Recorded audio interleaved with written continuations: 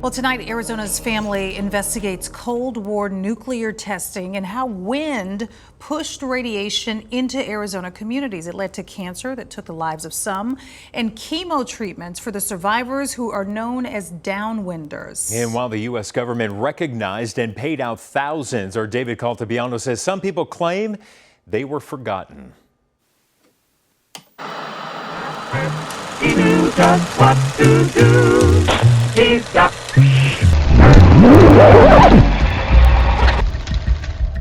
Our country and all its people could be in danger of nuclear attack. Sometimes it was just gray clouds, just clouds, dust clouds. Sometimes it was multicolored. A series of civil defense tests were made to discover the effects of atomic heat on American homes. My oldest sister, Judy, she had brain cancer, and she died at the young age of 26. Well, there was common knowledge that a lot of people were getting sick. It was a different time when the end of a hot war ushered in a more dangerous era. So the splitting of the nucleus of the atom. A period of time when the unthinkable was the push of a button away. People losing part of their flesh, besides being burnt. The above-ground nuclear testing to fight back was once a celebration. Moment in history that we were being able to see this wonderful thing that was happening. And now that moment in history has turned into a nightmare of history for many, many people. But my brother's wife contracted cancer and died 6 years ago. Her sister, her brother, her mother, and father all died of cancer.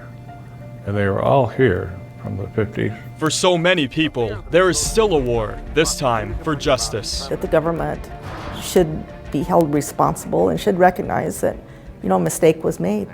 To do the right thing if the atomic bomb explodes. In this small town, history is just a memory away, and the reminders are at every turn. Definitely good memories. We had one grammar school, one junior high, one high school. I graduated with a huge class of 92, and we thought that was quite large. That was just the way it was. Maybe you didn't like that guy, but you went out and helped him anyway. There was no division. We were just one town of Kingman. Decades later, those still alive are united in purpose, bonded together by the controlled destruction in Clark County, Nevada. Eddie Dean Patillo and Danielle Stevens remember the field trips. There wasn't any animosity about it at all. Former rancher Dan Bishop watched mushroom clouds in Nevada as the military tested nuclear bombs 65 miles away from his Arizona home. It was interesting. I didn't realize the magnitude of what was going on. Nobody did in Kingman, and everybody was just, wow, it's happening in Nevada. We didn't pay any attention to it other than watched it.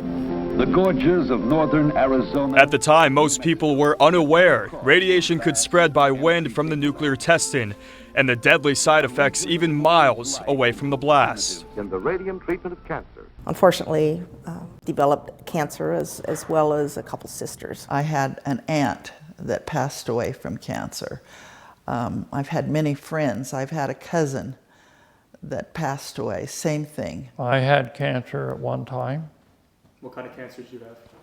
I had prostate and bladder cancer, and a couple of cousins passed away. It affected a lot of our family. You've had 3 types of cancer? Yes. Eddie and Danielle are still fighting cancer. Both of them know lives lost to the unforgiving disease, including Eddie's sister. It was a heart-wrenching story. They all had cancer and cancer with their families. In 1990, the United States government tried to right its past wrongs. Legislators passed the Radiation Exposure Compensation Act, or RECA. It gave cancer victims of the Cold War nuclear testing in Nevada a one-time $50,000 payment and recognition as a downwinder. The federal government doesn't recognize people in the southern half of Mojave County as downwinders, even though people in surrounding counties are. Historically, when you go back to the 50s, when the experimentation was happening and the explosions were happening, the predominant population in Mojave County was here in the Kingman area. But the amendment left out both Kingman and the area that neighbors Clark County, Nevada, home of Las Vegas, which is where the testing happened. Think it's about money? I believe so. I really do. Why exclude the two population centers that were affected? Makes no sense. A state report from 1999 to 2001 raises eyebrows, with Mojave County having one of the highest cancer rates in the state. I was surprised at not necessarily the types of cancers, because we also have high smoking rates in our county, and some of those cancers could be tied to that as well. But looking at how nuclear testing overall could affect the cancer rates, I would see that there would be issues. How are you so sure that this nuclear blast is related to these cases of cancer? I don't think anybody can be 100% sure, but the statistics show that the cancer rate in Mojave County is much higher than the surrounding counties.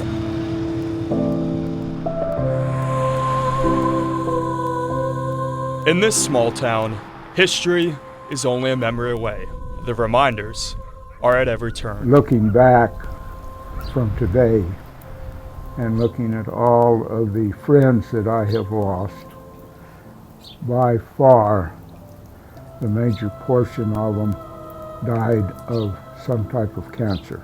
They hope their stories can bring a close to this long battle. The number one thing is to get recognition that this wind that blew over Mojave County didn't somehow skip Mojave and Clark County. And recognize those who are still suffering, as well as the loved ones who were lost. People want the recognition that they were wronged and it should be corrected. No one knows exactly why the southern part of Mojave County was excluded in the 2000 legislation. Next year, the Radiation Exposure Compensation Act, or RECA, expires. Now Representative Greg Stanton has introduced new legislation to compensate and recognize the forgotten. Meanwhile, there's some of the most vulnerable in this pandemic. Sadly, Dan Bishop, this man who we interviewed for our story, died from COVID in December. I'm David Coltobiano, reporting for Arizona's Family.